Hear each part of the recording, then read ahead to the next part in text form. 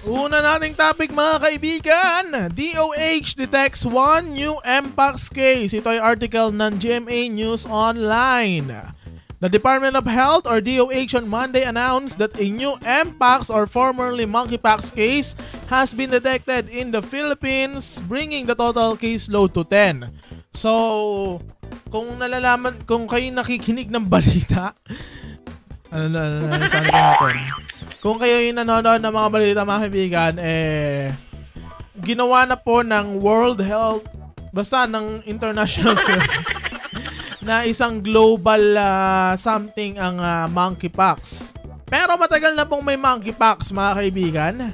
And actually parang 2023, 2022 ata meron ng mga kaso ng monkeypox dito sa Pilipinas. Kaya naging 10 na yung kaso dito sa Pilipinas. So reported to the DOH on August 18, it was the first Mpox case detected in the country this year. The last case being in December 2023. So bagong case ito ngayong taon. Ito ang sabi ng DOH. The case is 33-year-old male Filipino national with no travel history outside the Philippines but with close intimate contact 3 weeks before symptom onset. So take note natin mamaya itong close intimate contact na ito.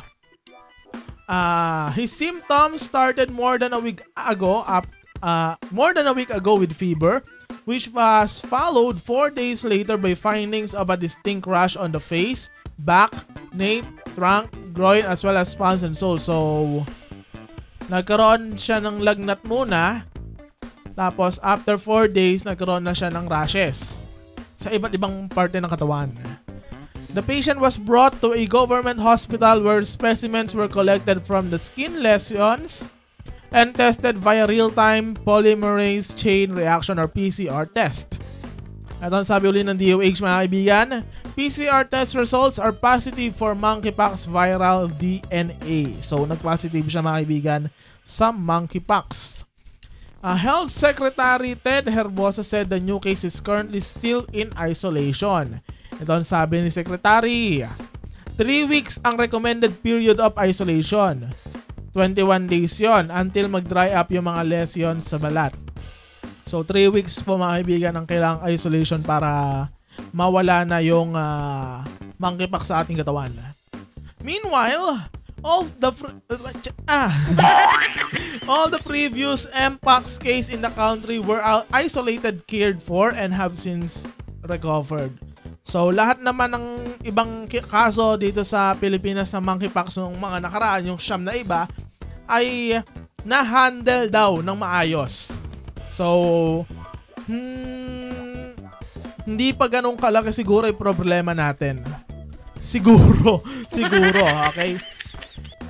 Herbosa emphasized that anyone can get Mpox through close and intimate contact with someone who is infected, through contaminated materials like used clothes or utensils, or through infected animals. So, kailangan close contact. Unlike sa COVID, kahit nasa konting layo lang kahit mga ganyang kalayo pa mahahawakan ka. Pero sa monkeypox naman, kailangan talaga may dikit ka. So, pwedeng daw sa mga gamit na damit or sa mga gamit na kutsara tinidor o kaya naman ay sa mga animals na infected.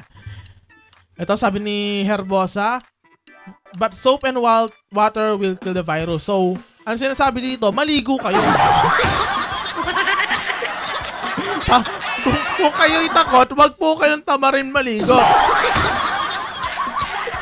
Diba? Actually, sa sobrang paghahanda natin dito sa 4th year anniversary natin, naligo po tayo kanina.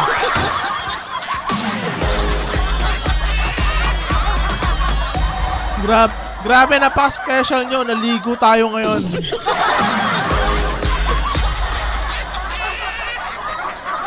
While there is no need to put up isolation facilities, the health chief, however, underscored the need for home isolation for individuals who have symptoms or are positive with Mpox. So,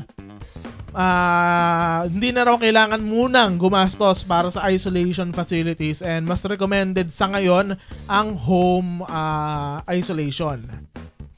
Hand washing is also important, Herbosa said, adding that there is no need to wear face mask. So, dahil nga close contact ito mga kaibigan, hindi na natin kailangan mag-face mask. Ang kailangan natin ngayon, long sleeves. Na siniguradong malinis ang pagkakalaba, okay? Ito sabi ni Herbosa uli, supportive care. Yung sintomas mo ang ginagamot. Kapag nilalagnat sila, bibigyan sila ng paracetamol. Kung may makati sa kanila, antay-kate at aalagaan yung mga lesions nila. So, wala namang specific daw na gamot for monkeypox and more on regular treatment lang siya like sa ibang sakit. So, ito pa dagdag niya mga kaibigan, yung ibang doktor pwedeng mag-prescribe ng antiviral na medication lalo na kung may comorbidity sila pero hindi lahat bibigyan. Kung healthy ka, magre-recover ka without problem. So, yun naman yung kagandahan dito sa ano. So, wag muna tayong matakot at ang paalala lang po mga kaibigan is maligo kayo. Hospitals that can gather complete case data and specimens for confirmation of Mpox include Research Institute for Tropical Medicine, San Lazaro Hospital, East Avenue Medical Center, Jose Reyes Memorial Medical Center, Jose N. Rodriguez Memorial Hospital, Quirino Memorial Medical Center, and the UP Philippine General Hospital among others. So ito yung parang meron ng testing something para ma-confirm na meron ka talagang Mpox.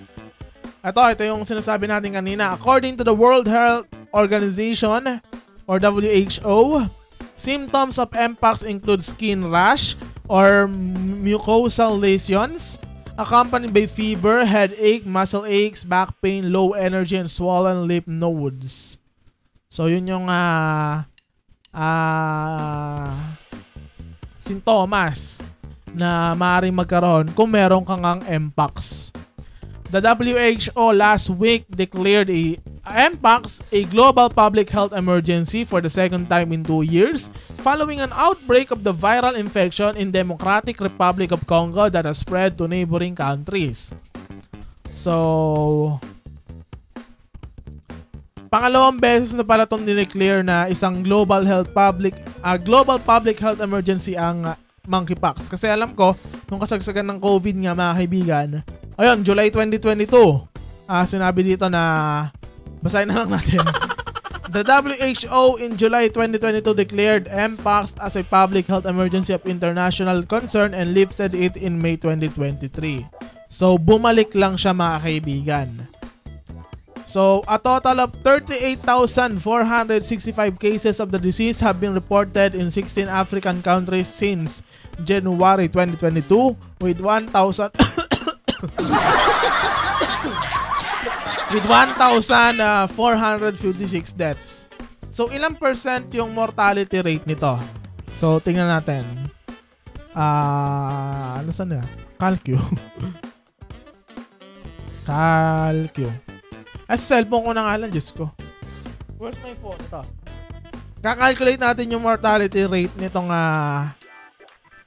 Mpox case mula nung nagkaroon ng record nung January 2022 sa African countries lang ito. So, 1,456 divided by 38,465. So, meron siyang 3.7% mortality rate. Mababa. Unlike nung kasagsagan ng COVID, parang ang taas ata ng mortality rate nun. Yun.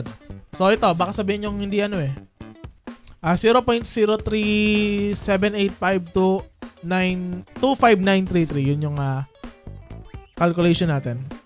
There has been a 160% increase in cases this year compared to the previous year according to data published last week by the health agency. So, mas tumaas daw yung nagkaroon ng Mpox disease this year. Tama, this year kaysa last year. Kasi nga, nung nakarang taon is nilift yung emergency tungkol sa MPAX noong May 2023. So yun, ano masasabi niya mga kaibigan sa MPAX? Actually marami ako nakikita na mukhang uulit daw ang pandemic.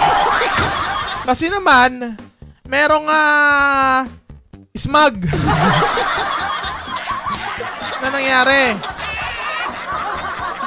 Saan ba yung post na yun? Nanapin ko kung makikita ko pa rin. Facebook. Where is it? Alam mo ba na ikaw ay masaya? Nasaan ka na? Ay, hindi ka. Baka sa threads ko nang alam tingnan. Follow nyo ako sa threads. At Reincarnation. Yun lang. Nasaan na? Ito, tama. Ito. Ayun nga, yung Taal volcanic smog sa katong MPAX na dineclare as global public health emergency. So yun, ano masasabi niya sa pagkakaroon uli ng MPAX case dito sa Pilipinas? Comment down below.